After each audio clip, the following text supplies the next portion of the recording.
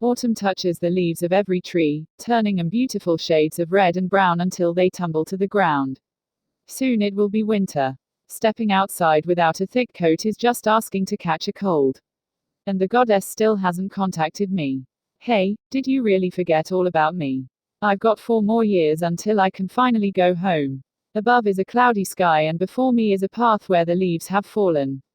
Coupled with the scenery of the wintry town, and the shivering folk all around, the whole scene is pretty depressing. The municipal school's intermediate magic ceremony class is a lecture open to a limited number of students. It's because without magical talent, there is nothing you can do in that class. That said, the elementary level alternative is open to anyone, even those with poor magical ability.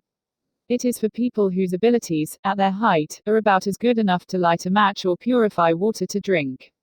These abilities seem to be useful for everyday life, though. The gap between the intermediate and elementary classes is tremendous. Students at that level are expected to burn large objects like logs, raise a sudden gust of wind, and freeze things. It seems like a sudden jump to real magic. As such, not many students make the cut. Even if you gather all the students eligible for the class, there would only be 20 people there, with a mixture of both young and old. Of the 90 people in the first grade, a mere 5 were accepted into the intermediate level class. Unfortunately, the 3 Stooges are held back in the elementary class, and cry all the way to the practical agricultural lessons. In my class of 30 people, only Alfred and I made it into the intermediate level class. According to the rumor mill, the Royal Academy of Magic would occasionally visit that class and scout students with great magical talent. Even if you don't get scouted, apparently you could ask your teacher to write you a recommendation letter. Mages with high potential are indispensable and rare. For that reason, they're all in great demand and the country is eager to gather them all. In any case, it's like a special elite class, and only those chosen could enter the royal capital in the future. I always sit in the center 3 rows from the front in the intermediate magic ceremony class. The blackboard is easiest to see from here. My goal is to study hard so that I'd be capable of setting many traps around the village. Traps for the demons that would invade in a few years. That should cut the numbers back. At least I hope so. Although it wouldn't hold them back for long, if we could slow them down for just one night, that would buy us enough time to seek relief from the municipal knights. Luckily, I also know where the largest wave of demons would come from. I'd set 2, 3, no, maybe even more than 4 times the amount of traps there. However, that's if this world follows the same development as the game. I have no choice but to gamble. Please, let it be so. Alfred's usual seat is at the back by the window. It's hidden from the teacher's view and perfect for sneaking in a nap. He's uninterested in receiving money from his caretaker. The nun downright refused it, but it's such an obvious choice. Take what belongs to you, bastard. That's an important lesson you'd need from now on. You need to learn this as soon as you leave the village. But today, Alfred doesn't come to class. Although it would be troublesome, I'd give him an honest lecture about this.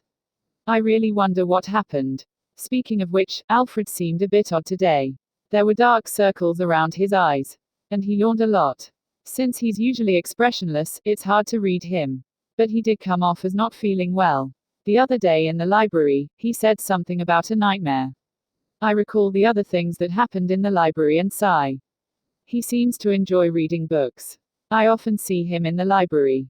I have no choice but to go there anyway since I want to borrow books too. Every time I go there I'd immediately jump into the shadows to stay out of his sight. But sooner or later he'd see me.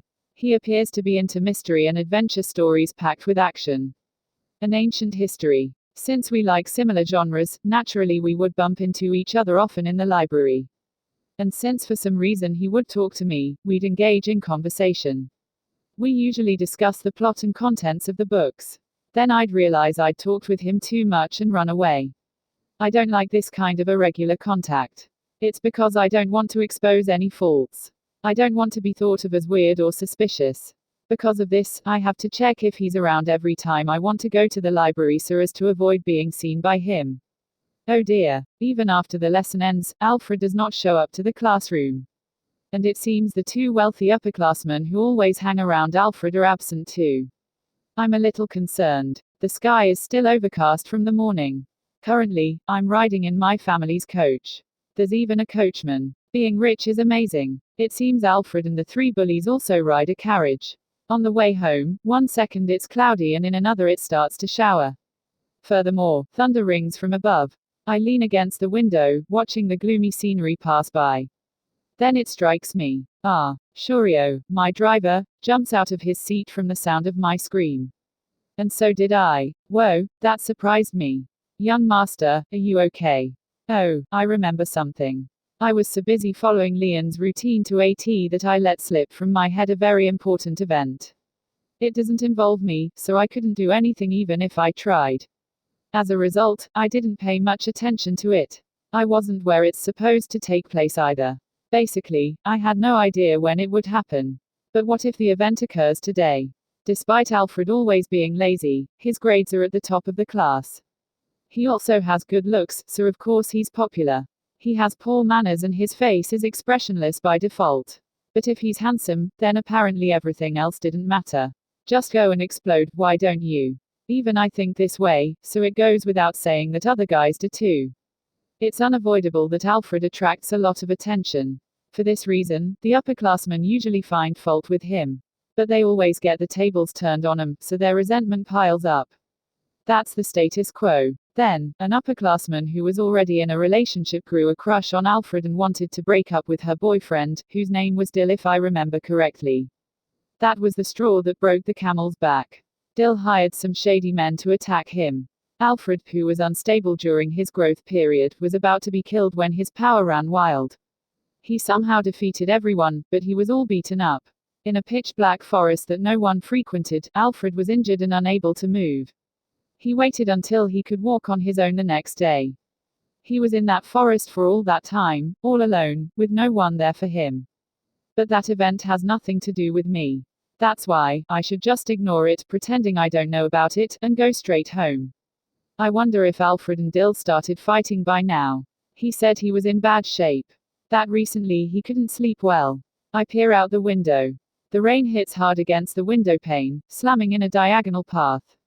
Why, young Master Lian? Excuse me, but what do you have in mind? Shurio. Why, yes. We're taking a detour. Head to the place I tell you. I'd just take a look, see if the event is actually taking place. Check what's going on. Yep. Once I confirm it's taking place, then I'd head home. No doubt about it. At the edge of the uninhabited and dark road, the forest, dim even at day, spread thickly. The sound of a ground-shaking impact fills the air. And then, the splintering of tree branches. A while later, I catch the figures of two boys rushing out of the forest, the brand name clothes scorched to tatters. There are tears running down both of the faces, and they stumble around desperately as they run from something. Upon closer inspection, I see that the two boys are upperclassmen. Dill and his friend. They pass by my coach without taking notice of it, sprinting determinedly to the halted carriage off to the side. What the hell was that? That guy's AM monster. Yes, absolutely. That guy was so strange. That kind of power can't be human. The voices of the two boys tremble as they spoke. Shurio turns his neck to catch them in his line of sight. What happened? They were so flustered. Indeed. Shurio, stop the carriage. Why, yes. I crack the window open slightly, straining my ears. I can only hear the sound of thrashing rain. No. There are screams mixed in with the showers. I throw my gaze toward the direction of the noise. From the dark forest, I can see a figure running, approaching the carriage. He's bloody, right arm swinging loosely from its socket. A large man with a sturdy body. Read this at perpetualdaydreams.com. Attached to his waist, arms, and thighs are leather holsters for carrying weapons. The man appears to be a mercenary. Like Dill and his friend, this man seems frantic as well. What is going on? Is the story event really like this? Since I haven't played the game in a while, the details are fuzzy to me. Oh, that's right, I failed this event once. Yes, I messed it up one time. Then I reset it. But in this world, there is no reset button. None at all. So if the story event failed, I feel the blood drain from my face. Shurio. What is it? Can you wait here for a while? I'll be back quick. Huh. Why, young master? So that I'd look as unruffled as I could, I put on my usual cocky smile. It'll be okay. I'm just going to take a look. Please stay on standby here, Shurio. But, I'll leave it to you. I retrieved my sword from the carriage, slipping it into the sheath on my waist. I hopped off. Then I followed the path from which Dill and the others had fled. Hurry. I have to hurry. The smell of struck iron and fire tackles my senses. My body shakes. What should I do? What if they killed Alfred? After tearing through the trees, I come to a clearing. And I can't believe my eyes. There are several trees knocked to the floor, some with bark charred the darkest of black. Not only that, the ground is peppered with scorch marks. If it isn't raining, everything would be lit ablaze. There are roughly 7 men littered all over the floor. A blood-stained body with a burn mark collapses. There are knives, swords, and firearms clutched within those men's grasps, and it is clear at first glance these are Alfred's assailants. No one is standing. I bring a hand up to my mouth out of reflex, covering it. The drifting rain could not wash away the thick smell of blood. And with it lingers a sense of uneasiness. A sickening feeling. Right, Alfred's condition. Is he safe? The rain is coming down too hard. I can barely see a thing. Leaning on the tree trunk is a boy with familiar, disheveled blonde locks. Alfred. I stand before him in a flash. Alfred. He looks like shit. His clothes are ripped into pieces and there are several lacerations and bruises over his body. Because he's hanging his head, I can't see his expression. Alfred. Hey. Come on. After I call his name over and over again, his shoulder finally moves a little. And then slowly, his face rises. He's looking this way, but his eyes have yet to focus. Are you alright, Alfred? Whoa. His body tilts. I quickly move my hands to catch him before he falls. His skin is hot to the touch. You're burning up. Come on, let's go to the carriage. It's over there. Can you keep going? Can you stand? Come on, Alfred. No matter how much I talk to him, he gives no response. I'm just wasting my breath. So I give up trying to get him to answer. Either way, I don't have much time to think. I crouch down with my back facing him, drape his hands over my shoulders. Feeling the weight of his hot body, I breathe out hard, then stand, relying on the generated momentum to ease my action. Okay, so heavy. The burden is too much for me and I fall over. But I manage to get back on my feet. However, it's heavy. It's so heavy.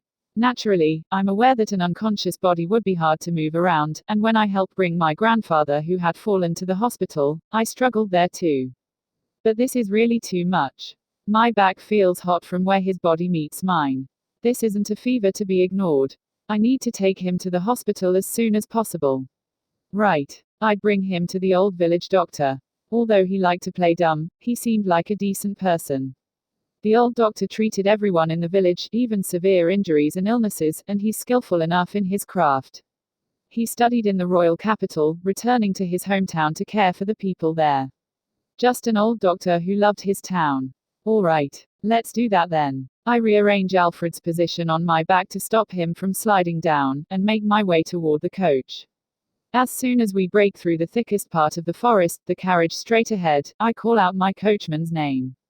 Wah! Shorio jumps from his seat, his face the picture of surprise. Why, young Master Lian, you took your time. I was so worried.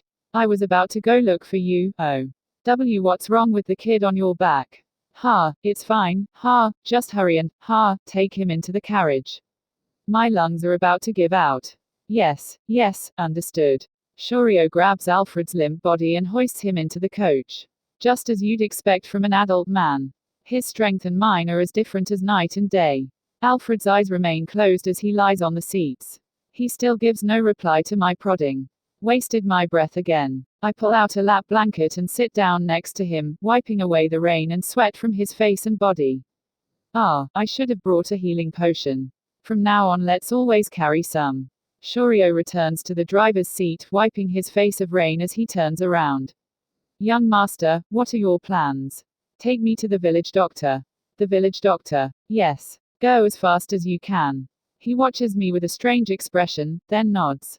Higher. Translated by Sleepchaser. TLCED by Chiazaholic.